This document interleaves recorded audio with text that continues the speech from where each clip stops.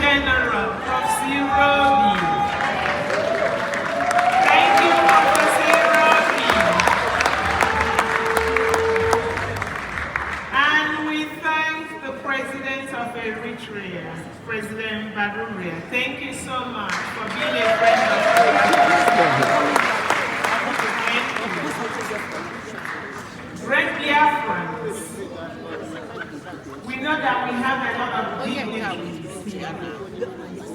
I know Biafrans at home and Biafrans here and every other place in the world are pumped because we have a lot of Biafra friends and well-wishers. And the next Biafra friend, our lobbyist, everyone knows him. In fact, we even call him our brother from another mother. So I call on our Minister of Finance, Minister Ogechukwu Nkere, to introduce our lobbyist-elect.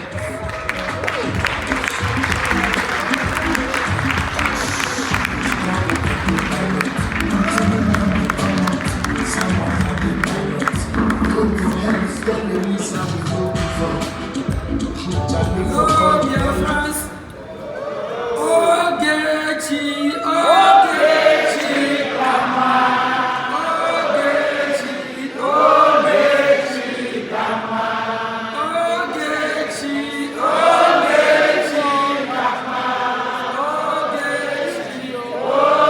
Ogechi, kama. Thank you. On behalf of my boss, my Prime Minister,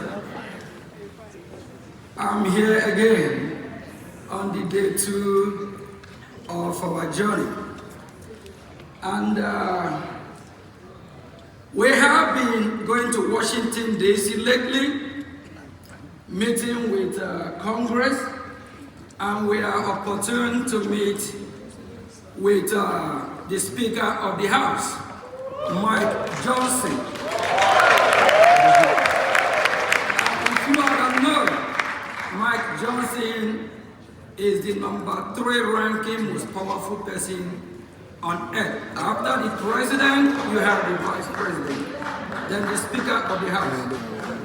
And we have met with a lot of Congress men and women, and we have somebody who made that happen.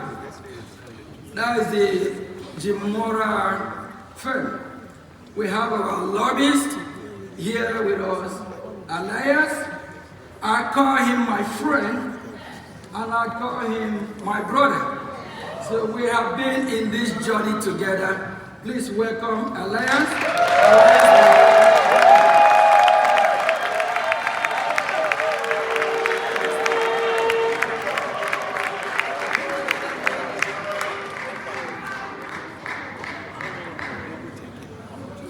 Thank you for that very generous introduction from the Minister of Finance. Please give him a round of applause for his dedication to the government, and I appreciate this tremendous support. I also want to provide thanks to the Supreme Leader, Mazi Nnamdi Kanu, to the Prime Minister, His Excellency Simon Ekpa, to the Chief of Staff, Dr. Earl Boese, and all of the honorable cabinet ministers we have here today. To all the dignitaries, and most importantly to the people of Biafra. Thank you. I also want to provide my personal wishes and prayers for the Prime Minister and his family during this challenging time, and will support him to see him through this moment of challenge. I also want to pass along the regards of my colleague, former Congressman Jim Moran, who wanted to come but could not do so due to some personal obligations. I just want to speak extemporaneously for a moment. I didn't write my speech, but I just want to make some comments about how I got involved in this wonderful movement, in the struggle, because I do think, looking back retroactively, I think there was a divine providence that brought me into this. So it was very interesting. I've known about Biafra for some years. I knew about the indigenous people, Biafra, the IPOB, was not involved. One day, by a complete accident, online, when doing some research, I came across this Biafra Republic Government Exile website, and I was very surprised. I thought to myself, when did the Biafra government come into being? So I clicked on the website, I looked through it, I became more and more interested. And then I came across a profile of Simon Ekpa, and I thought, who is this Prime Minister?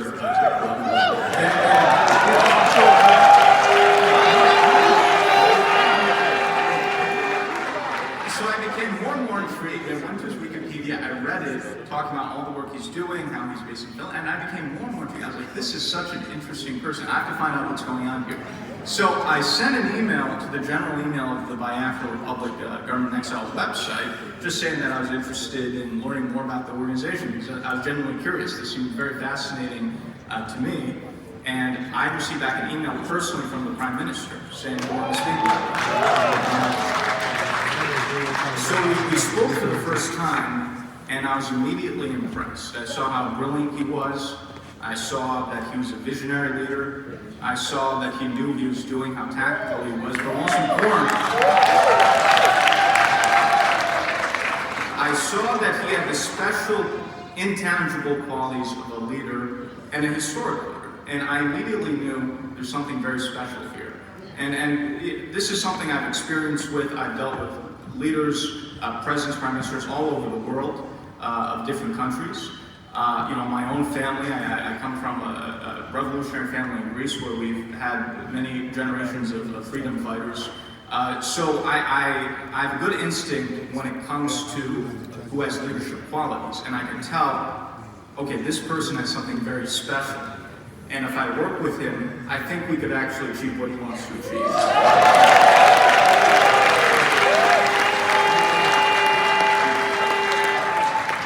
So over time, over many months, we developed a very close personal relationship. And also, he saw something in me, and he said, I really want you to get involved in this. I want you to be part of this cause. And so I began formally my lobbying representation in June this year. And I think in a few months, we've changed the course of history.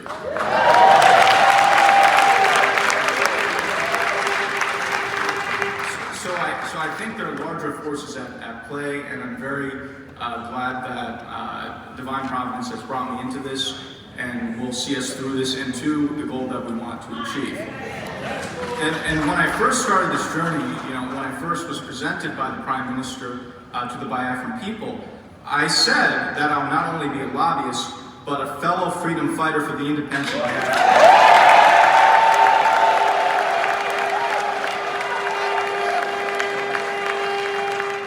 And today, I greet you as victorious independence fighters.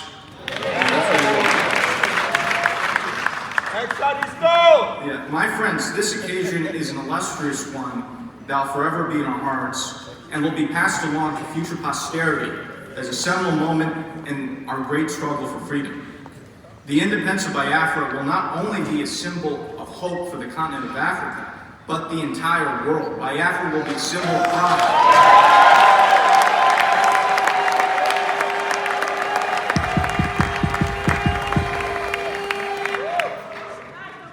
In the 1960s, President John F. Kennedy and the United States government played an important role in supporting the decolonization of Africa and supporting various African independence leaders and African nationalist movements. President Kennedy understood that supporting the African people, rather than the European colonists, was not only the right thing to do and the moral thing to do, but in the interest of the United States, which at the time had been competing with the Soviet Union for influence in Africa and throughout the world. Similarly, in this new age of great power competition, the United States has an obligation to support the new African independence movements of the 21st century and put an end to the legacy of neocolonialism in Africa.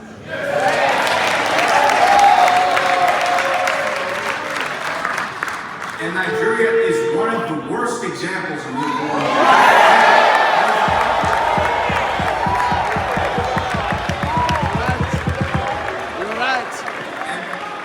The rise of Biafra will put an end to this nonsense. Oh yes, it's nonsense. as the Biafran government lobbies in Washington, D.C., I've taken the Biafran message, or we could even say the Biafran gospel, to the highest levels.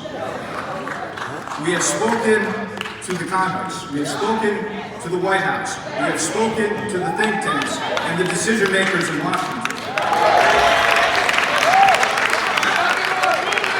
As the finance minister said, we have met with and presented the Biafra Charter to the Speaker of the House of Representatives, Mike Johnson, the third highest level official in the United States government. And we've met with many members of Congress. The results have been overwhelmingly positive.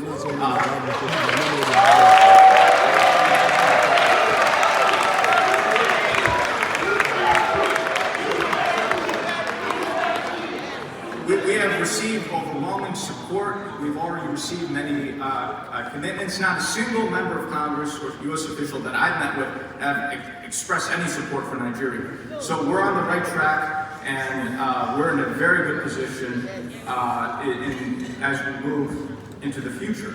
At this convention, we will have speakers from the most prestigious think tanks in Washington, D.C., including the Cato Institute, the American Enterprise Institute, and In Defense of Christians. Yes!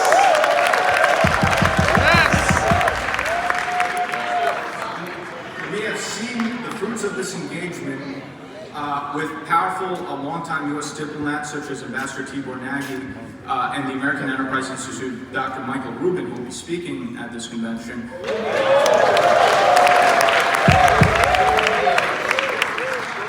Highlighting the plight of the Prime Minister's attention, even critiquing Finland for what's happening, which is very significant. And in fact, there are articles in the news recently talking about the shock that people have about U.S. officials supporting the Prime Minister during the current detention. So this shows you the impact of what we're doing. In the next upcoming U.S. presidential administration, I believe there will be a number of independent African states or emerging African states which will be which will have their independence recognized.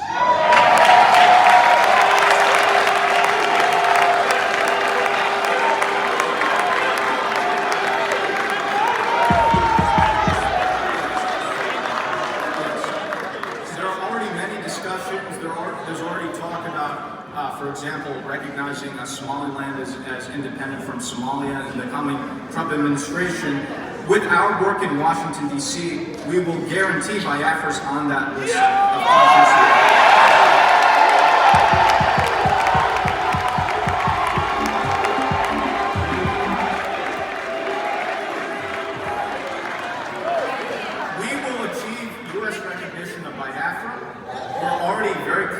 We're not far away. And once we have that recognition, it will be very easy to get UN recognition, other recognition, as I've said before, where the US leads, others follow. Yes!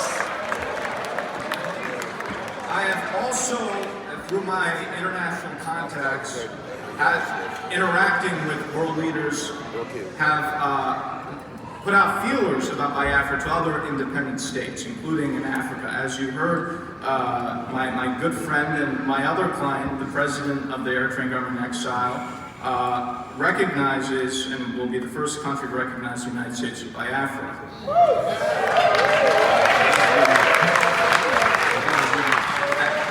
As President Badrai noted, while Eritrea gained independence from Ethiopia in 1991, the people of Eritrea have been under a brutal dictatorship since that time and have not had their freedom. And President Badrai wants to bring freedom and democracy to his people, and is going to honor to represent his cause in Washington, and he is very strongly supported by our government over the current dictatorship in Eritrea. So his recognition by Africa is very significant.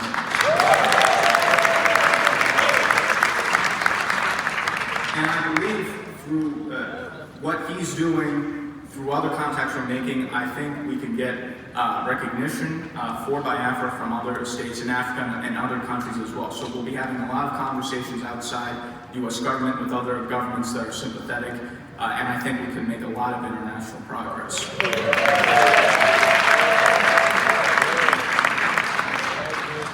Biafra's struggle for independence is a sublime one. in which the lands of its indigenous people can finally take control of their own destiny. For too long, the people of Biafra suffered under colonial bondage and now neo-colonial oppression, being forced to be under the Nigerian yoke. With the declaration of the restoration of the independent state of Biafra, that is all finished.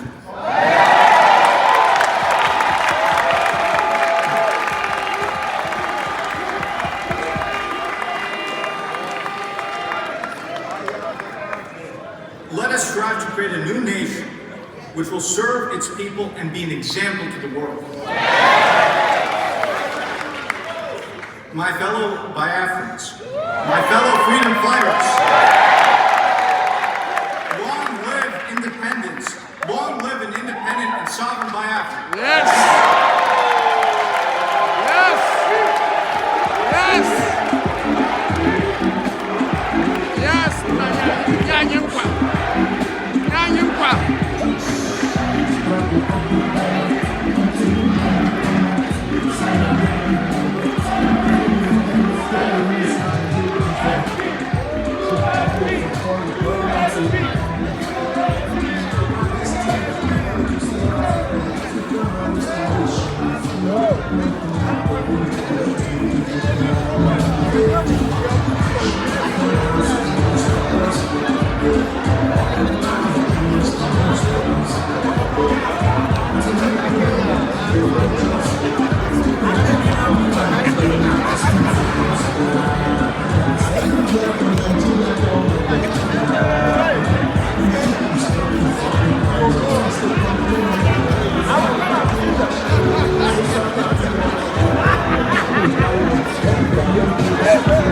you.